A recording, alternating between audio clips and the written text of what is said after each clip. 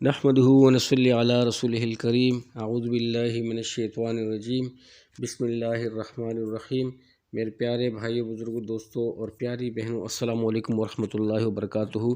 اللہ سبحانہ وتعالی آپ لوگوں کو دونوں جہان کی خوشیاں نصیب فرمائے اور ہر قسم کے دکھ در سے دور رکھے، آمین ثم آمین۔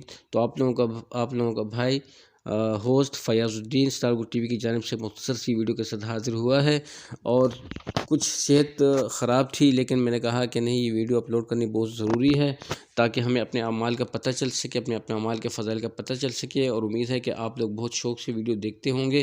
یاروں دوستوں کو بھی بتائیے گا، میرے بھائیو بزرگ دوستوں، اسی میں ہماری کامیابی ہے، اس سے ہٹ کے زندگی گزارنا ہلاکت ہے۔ ہر نیک عمل میں اخلاص پیدا کریں، اور یہ مت سوچیں کہ یہ بات کون کر رہا ہے، بلکہ یہ سوچیں کہ یہ بات کس کی ہو رہی ہے۔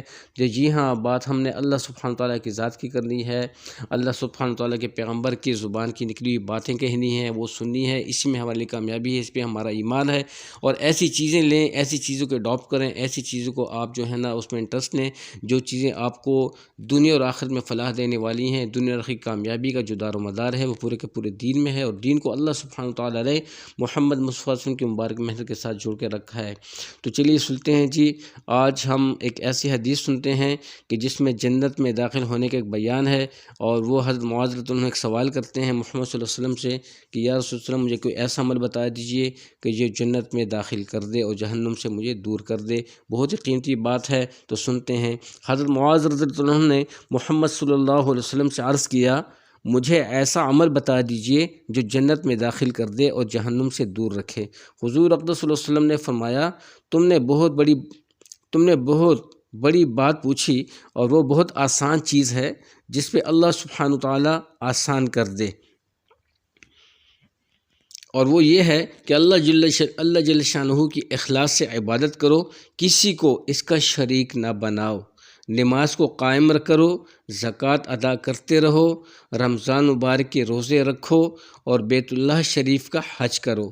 اس کے بعد حضور اقدس صلی اللہ علیہ وسلم نے فرمایا کہ میں تمہیں خیر کے دروازے بتاؤں، یعنی جن دروازوں سے آدمی خیر تک پہنچتا ہے، اور وہ یہ ہیں: روزہ ڈھال ہے، یعنی جیسا ڈھال کی وجہ سے آدمی دشمن کے حملہ کو روکتا رہتا ہے، اسی طرح روزہ کے ذریعے شیطان کے حملوں کو روکتا ہے، اور صدقہ خطاؤں کو ایسا بجھا دیتا ہے جیسا پانی آگ کو بجھا دیتا ہے، اور رات کے درمیانی حصہ میں نماز بھی ایسی ہی چیز ہے۔ اس کے بعد حضور اقدس صلی اللہ علیہ وسلم نے یہ آیت شریفہ تلاوت فرمائی، تتجافی جنوبہم، تو پھر حضور اقدس نے فرمایا کہ میں تم کو سارے کام کا سر اور اس کا ستون اور اس کی بلندی بتاؤں۔ سب کا سر تو اسلام ہے کہ اس کے بغیر تو کوئی چیز معتبر ہی نہیں، اور اس کا ستون نماز ہے کہ جیسے بغیر ستون کے مکان کا باقی رہنا مشکل ہے، ایسے ہی بغیر نماز کے اسلام کا بقا مشکل ہے، اور اس کی بلندی جہاد ہے، یعنی جہاد سے اس کو بلندی ملتی ہے۔ محمد مصطفیٰ صلی اللہ علیہ وسلم نے فرمایا کہ ان سب چیزوں کی جڑ بتاؤں جس پر ساری بنیاد قائم ہوتی ہے۔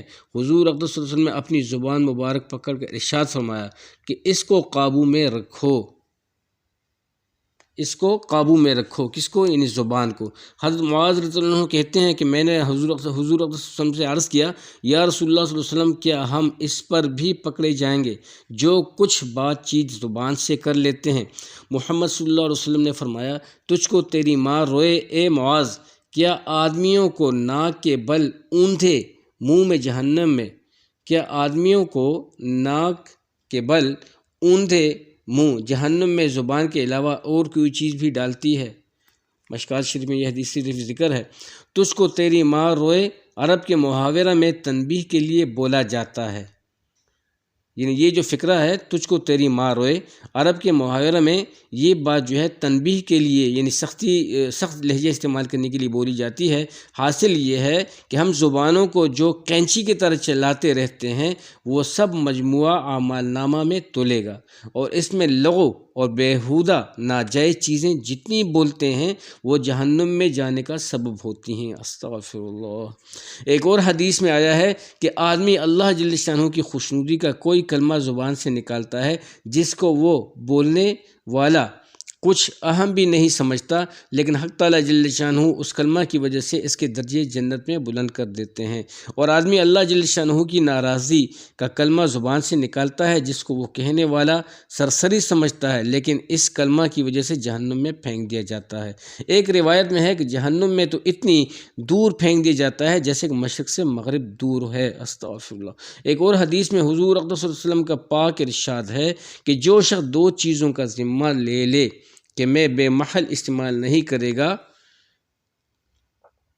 کہ جو شخص دو چیزوں کا ذمہ لے لے کہ بے محل استعمال نہیں کرے گا، ایک وہ چیز جو دو جبڑوں کے درمیان ہے، جی ہاں کیا چیز جی؟ زبان، اور دوسری وہ جو دو ٹانگوں کے درمیان ہے یعنی شرمگاہ، تو میں اس کے لیے جنت کا ضامن ہوں۔ ایک حدیث میں ہے کہ جہنم میں آدمیوں کو کثرت سے یہی دو چیزیں ڈالتی ہیں۔